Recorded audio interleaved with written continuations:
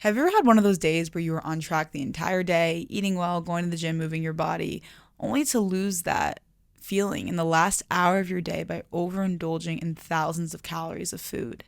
You wake up so bloated, so nauseous, your stomach is tight from all the food you ate. You can't even eat breakfast and lunch the next day. Because it isn't easy to just go to bed, to stop temporarily soothing yourself with food, and being able to actually walk out of the kitchen with some self-control. Hell, it's not even easy to admit. It's not easy for me to admit.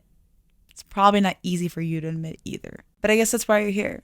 And I'm so happy you're here. In today's episode, we are going to be diving into the mental turmoil of binge eating, why these moments happen, and how to break free of the cycle. And if you are ready to finally find a way out, let's talk. What's up, guys? Welcome back to the justjesspodcast. I'm so happy to have you here, especially if you're sitting here watching this episode with me.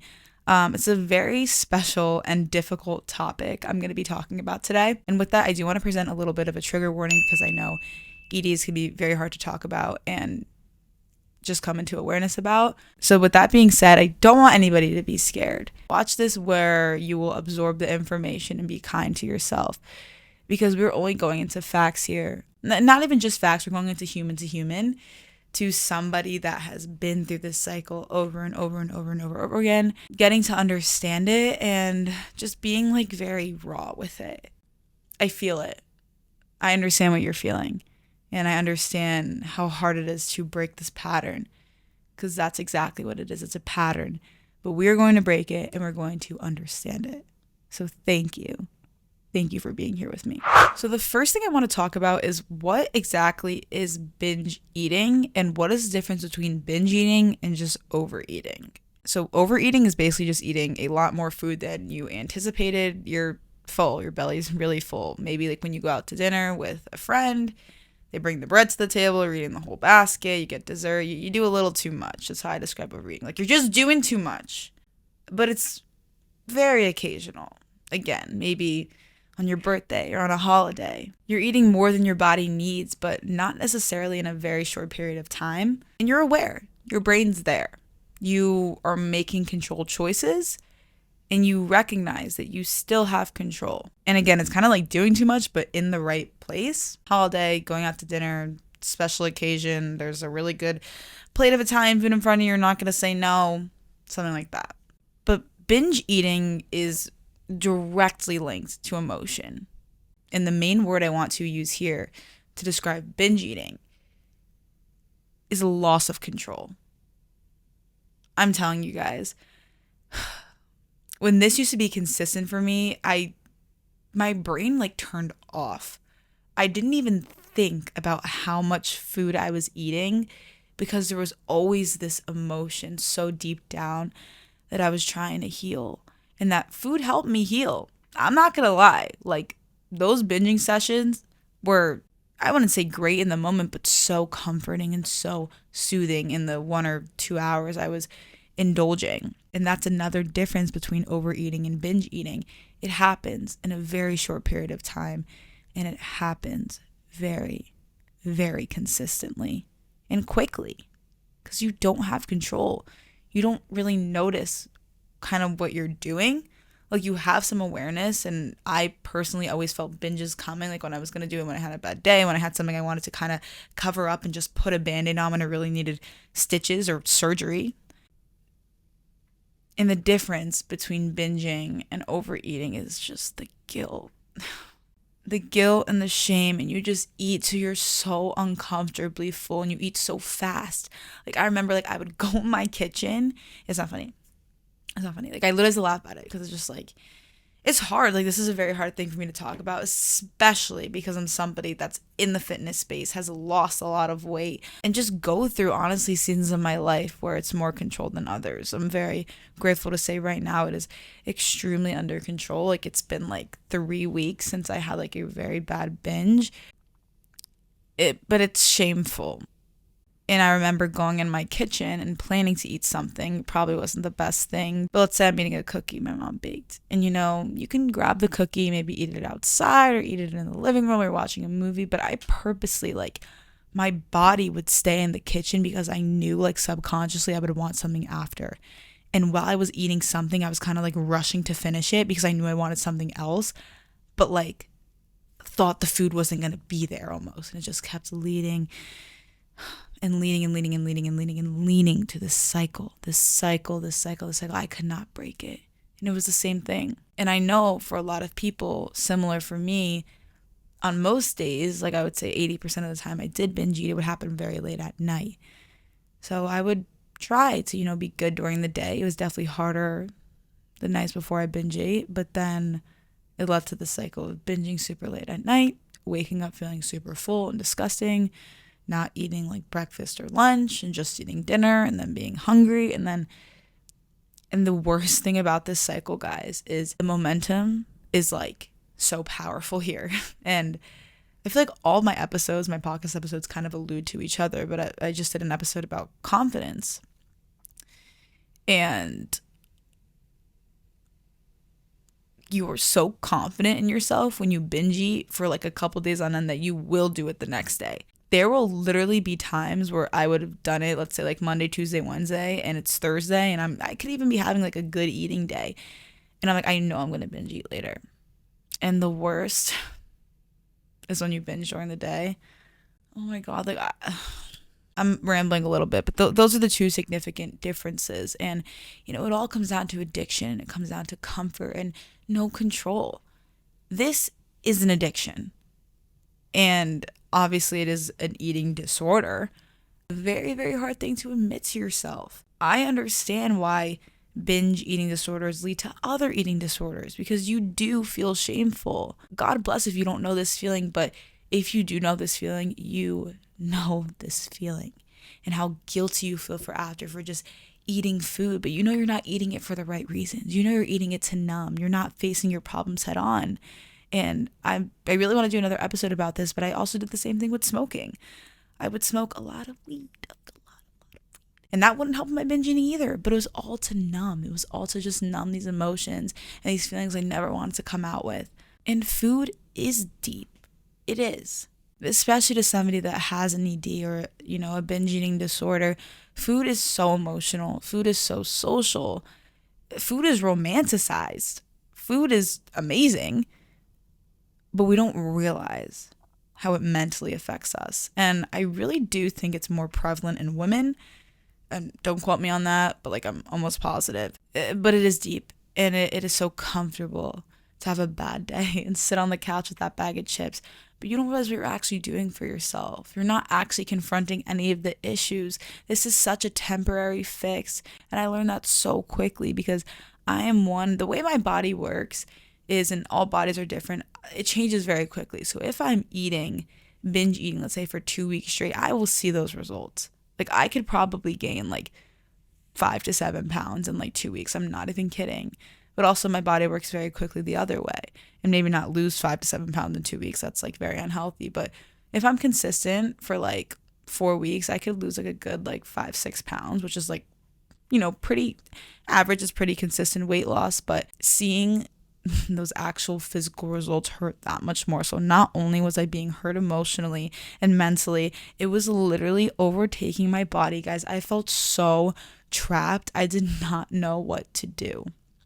It got so bad. It makes you feel so small. It makes you feel so powerless to like literally look at this little cookie that like a human literally made and be like, wow, this is literally going to dictate how I feel tomorrow because of how many of these little cookies I eat that aren't even meant to hurt me. Like I felt so bad for myself.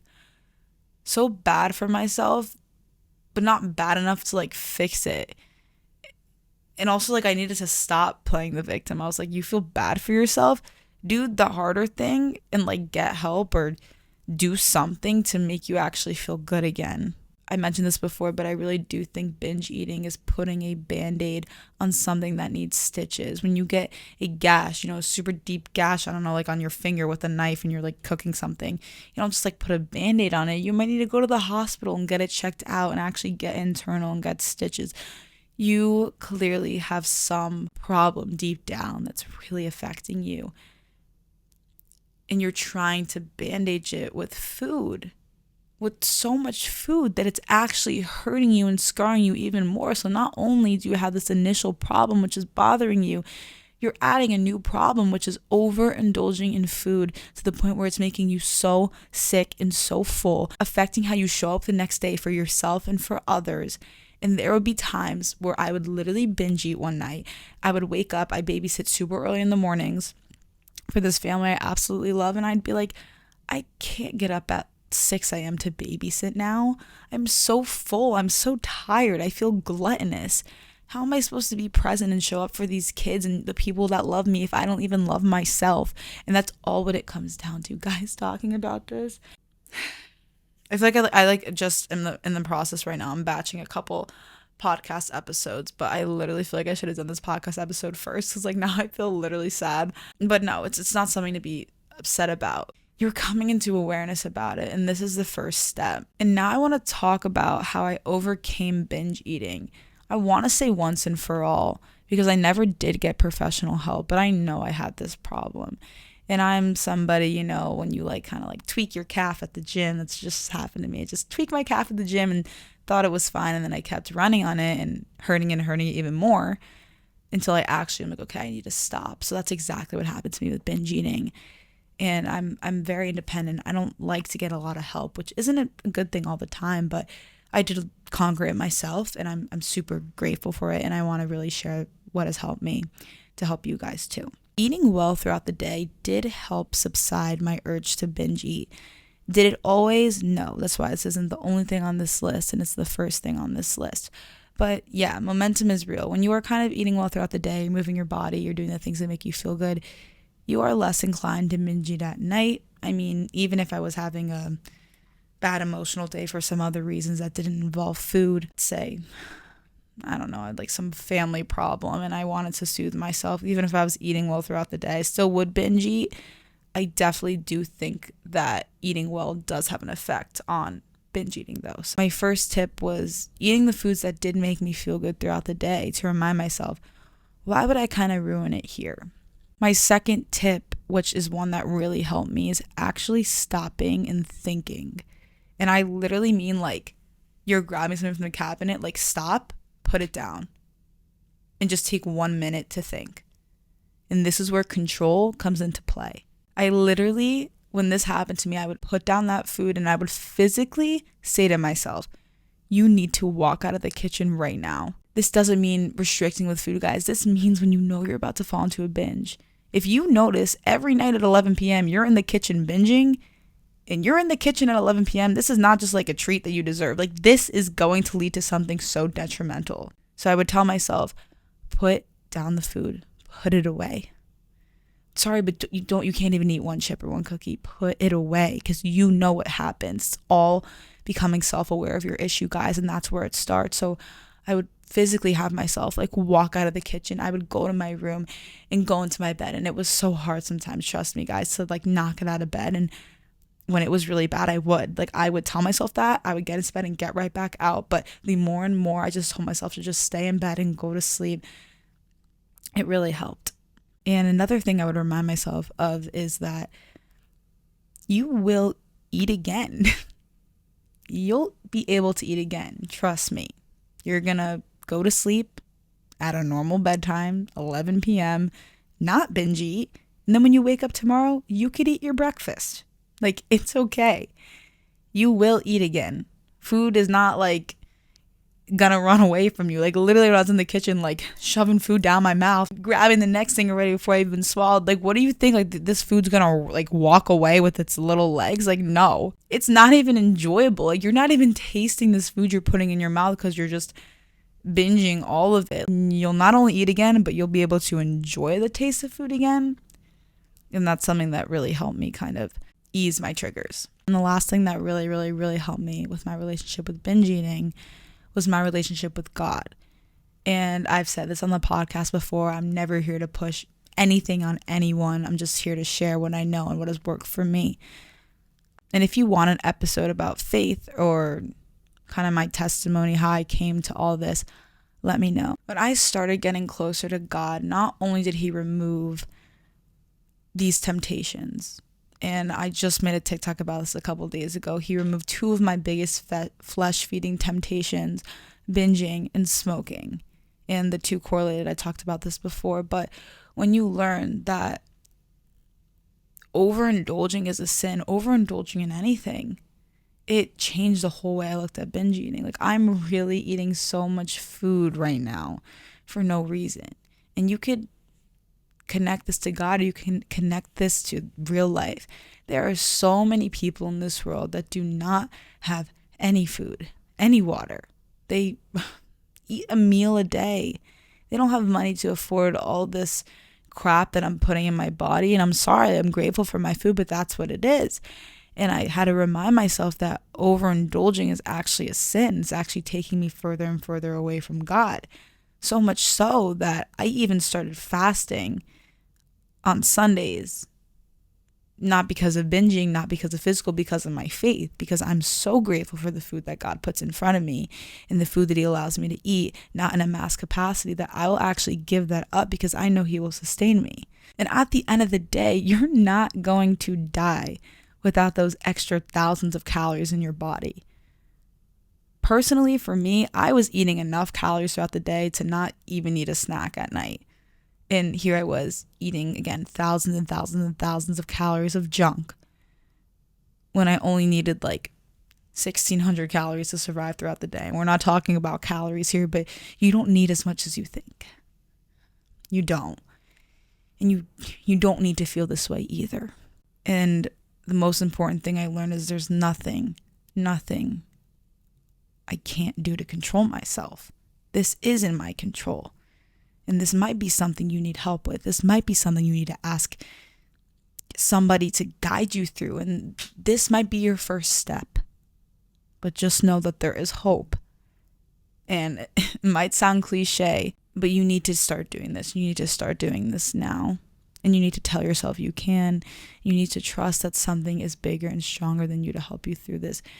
And God gives me the strength to know that I will never do this again in my life. Like, seriously, I would be so surprised if I ever succumb to this emotion again. And I'm so grateful for that. To anyone watching this right now, thank you for tuning into this episode. I believe in you so much, and this is a very sensitive topic, and a topic that is so true to my heart and something I've struggled with for so long in just my short 19 years on earth. And I understand the mental turmoil. I understand the feelings of shame and guilt and just feeling like you're completely lost within yourself, like you don't know what to do. But please just start with the little tangible things I gave you here. Tell yourself you can, and you can, and you will. You will get over it.